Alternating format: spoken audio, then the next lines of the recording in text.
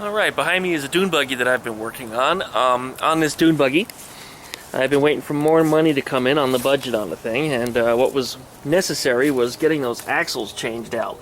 And that's what you're looking at right there. I've got the brand new axles installed on both sides. Now, it turned out to be 16¼ inch axles were perfect fits for this. They fit real nicely. Has a little bit of play. About an inch or so, even when fully compressed, there's still about ½ inch of play back and forth, which is good. That means it's not compressing into the cups where the CV joints mount, because you don't want it punching a hole in the transmission, or vice versa, shoving the axle up into the bearings there and messing all that up. So those axles are the perfect length, and they work out pretty well. The next thing that needs to be done on this is the engine's got to be mounted. There's the engine down here. It looks like it got a little scruffy. I'll have to clean that up. But I got to put the flywheel on, get that going.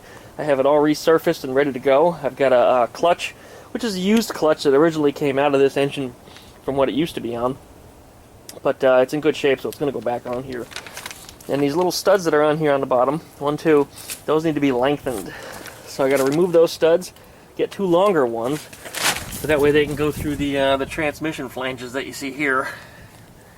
Because these later bus transmissions had a bigger bell housing and required longer bolts. Hopefully everything will fit together after that without any problems. Then it's off to setting up the controls. Of course, there's the little nose cone of the transmission. I've got a shifter rod that I have to fabricate and shorten up to make it work, because a stock length shift rod for a Beetle, you put the shifter leg way up here, up underneath the dashboard.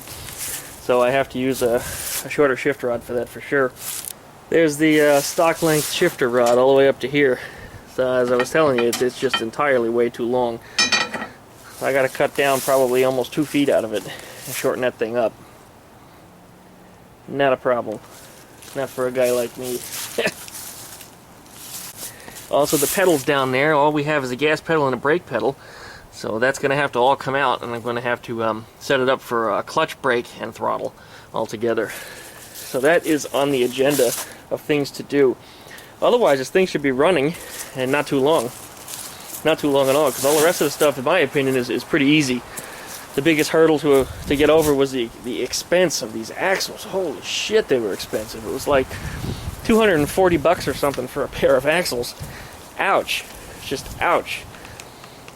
Anyway, we've managed to cut a few corners on a few things. I got parts at swap meets that are going to make this thing a lot cheaper, but like anything else, for the rest of the middle-class America nowadays, you got to be on a budget for these things. You just can't, just whip money out of your pocket and just go like the old days. So, there we are. We'll have this thing together, hopefully, in the next few weeks, as long as the budget stays together, and we'll have some videos of this thing running.